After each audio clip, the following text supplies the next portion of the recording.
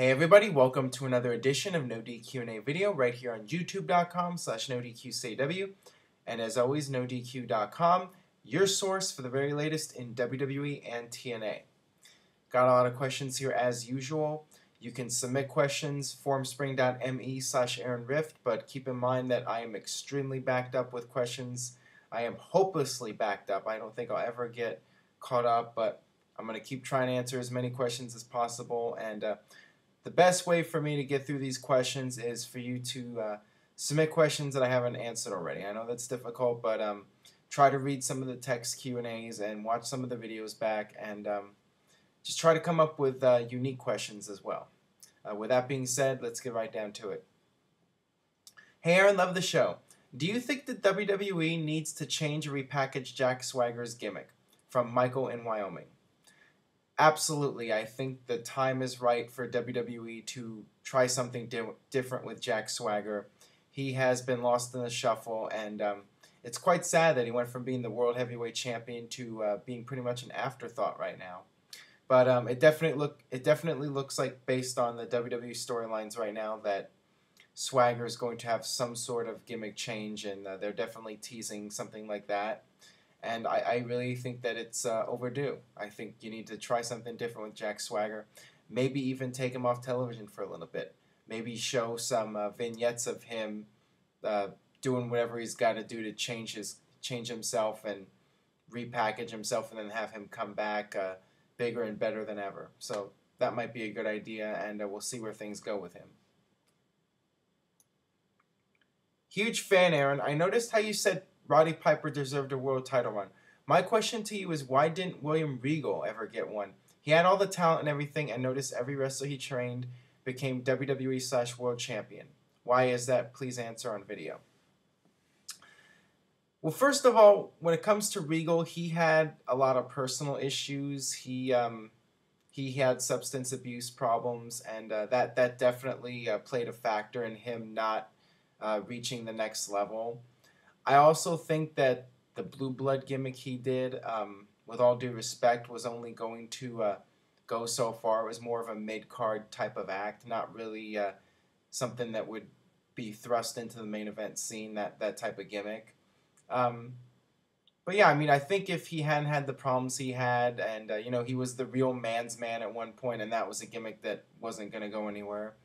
And that, they were trying to do something to give him a little bit more charisma. I mean, Regal was always really funny, and he did good in the comedy skits and like working with Tajiri and stuff like that. But I don't know. It just, I don't think he had enough. I want to call it main event charisma, like like a Hulk Hogan or Steve Austin. I think you need to be at that level if you're going to be carrying a company. So that's just the way I see it. And perhaps if he was younger, like today, in today's age, I think it would be a better possibility for him to be world champion, just because you have the two titles. And going back to the previous question, Jack Swagger was the world champion, so a lot more guys have been champion. And if William Regal was younger and in today's era, I think it would have been more of a possibility. This is from JM Punk 292. Props from Brazil. Thank you for that. Since shoot promos have been proven to be a successful formula of putting over characters, Stone Cold, The Rock, Triple H, CM Punk are just a few, do you think WWE rarely does it so the formula doesn't lose its magic? I think they rarely do it, first of all, because they don't want to break the fourth wall all that often. They don't want to go beyond the regular storylines and go too much into reality. Just because professional wrestling, sports entertainment, whatever you want to call it, it's a fantasy. And, you want to fantasize about these guys. You don't want to, portray them as real-life people. You don't want to... John Cena is like the superhero character, so you don't want to talk about his personal life and stuff like that. So that's the number one reason why they don't do it. And as you mentioned, they don't want to do it too often, because when you do that, it's no longer special. And you look back at the Attitude Era. At first, it was cutting edge when it started happening. When Jim Ross did that shoot promo in '96 on Raw when he mentioned Vince McMahon as the owner of the WWF, and that was something groundbreaking at the time. But the shoot promo got overdone, and it got to the point with Vince Russo in WCW that guys would come out every week doing some sort of worked shoot promo, and eventually people just no longer cared, and it didn't work after a while. So it definitely helps to do it once in a while. And when CM Punk did it, it hadn't been done in a long time, and it made a huge impact.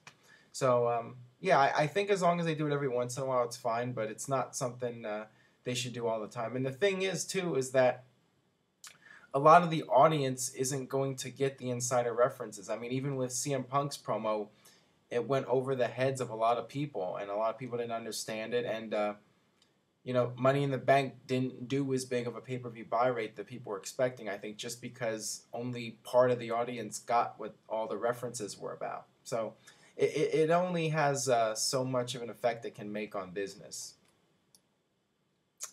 This is from Alex Guerrero 7. Hey Aaron, greetings from Mexico. Love the show. Thank you for that. What do you think about wrestlers who rocked the long haircut ever since their debut and are now cutting their hair? Example, Undertaker, Triple H, Edge, Y2J, Christian, etc. Well, guys get old, and Edge even mentioned this, that he thinks it's a bit silly for a guy in his 40s to be wearing a ponytail, and he could have a point right there. I mean, longer hair tends to go with a younger person, and it looks better on a younger person. Yeah, the only holdout at this point, I don't even know who the only holdout is. I can't even think right now. But,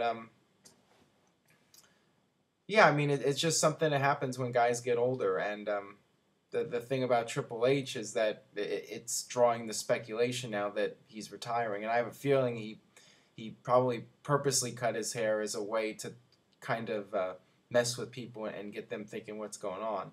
But also, he's getting up there, and he's becoming more of an executive, and the shorter hair looks more professional and makes him look older. So I guess that's what he wanted to do. This is from Mr. Seppev. Hey Aaron, big fan from Belgium. What streak had the most impact on the wrestling industry? The streak of Undertaker or Goldberg? I'd have to say short-term Goldberg streak made a tremendous amount of impact for WCW. I mean, Goldberg was arguably the biggest star that WCW ever created on their own. Not a guy that they brought in from WWE, their own homegrown talent. I mean, for that 6 month or maybe a year, going from early 98 through early 99, I mean, Goldberg was just on fire, and that streak was a big, big deal. But then again, when you look at the long term, Undertaker's streak from year to year has always made a huge impact, and you could argue that the streak has been one of the main drawing tools for WrestleMania. And when it comes right down to it, WrestleMania is WWE's biggest moneymaker of the year. And when you credit that to The Undertaker, I mean, there's not all that much more that's bigger than The Undertaker's streak. This is from Damon, I don't even know how to pronounce it. Damon Strat. I don't even know. I give up. Hey Aaron, fan/aspiring wrestler here. Please answer on video format.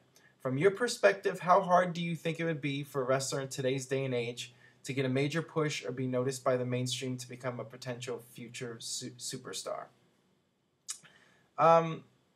It's really difficult because there's just so much competition. There are so many guys that want to break into the wrestling business, and only a select few will ever make it.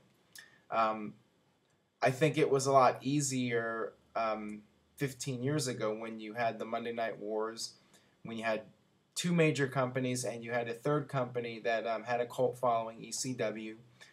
So there was a lot more ways to break in, and wrestling was just a lot more popular back then. Today, you only have one company, one major company, WWE, and then you have TNA, and that's it. So it is a lot harder to get to the mainstream. Now, of course, there's always the opportunities for the independent circuit, but to be able to become a major star, it's very much an uphill battle. This is from AJ Styles 347. Hey Aaron, how do you feel about AJ Styles as a wrestler, and do you think he deserves another world title run in the future? Please answer in video. I've always liked AJ Styles as a wrestler. I've never held anything against him in that regard. He's always done phenomenal things, to put it that way. I mean, he has been one of the greatest athletes ever in TNA and perhaps in all of wrestling. I mean, AJ Styles does things that very few of us could do. I mean, he's just an incredible athlete. As far as being world champion, I don't know. I mean, at this point, TNA is focusing on new talent, and rightfully so. I mean, they really have to look towards the future. AJ Styles at this point is a veteran. He's been around for a long time. I could see it happening maybe one more time, but I don't see him being a guy that they're going to build a company around in the future. I just think that TNA's looking to start pushing new talent, and I think that's really what they need to do at this point. This is from WWE Fan 1993. Hey Aaron, what would make you stop watching WWE? Oh, well, I've been a lifelong fan, so it would be difficult for me to stop watching. I think I would always be watching WWE in some capacity. Now, if I did not have the website, I think I would be watching it a lot less than I am right now. For the most part, I enjoy the shows, but sometimes it's a chore to watch them, and I only watch them because I have to. But I mean, I still enjoy WWE, and I think I would still check it out from time to time and follow what's going on. But it would really take a lot. The product would need to get really, really stale. And I mean, one could argue that it's stale right now, but I certainly don't think WWE is at their worst point right now. I think their worst period would be the early mid-90s, 92 through 96. And I think WWE has gotten very stable with their product. I mean, it is stale, but you know what you're getting when you watch the shows. And I enjoy WWE's product. I think it's well polished, and they know what they're doing. So I still enjoy it, and yeah, I mean, as long as they keep building new talent and they keep progressing in terms of the product and changing it every now and then, I mean, I'll still be a fan, definitely. All right, that'll wrap it up for this edition of No DQ&A video. Make sure you subscribe, youtube.com/NoDQ&AW. Tell a friend on Facebook, Twitter, whatever, and I'll see you this coming week for more No DQ&A video.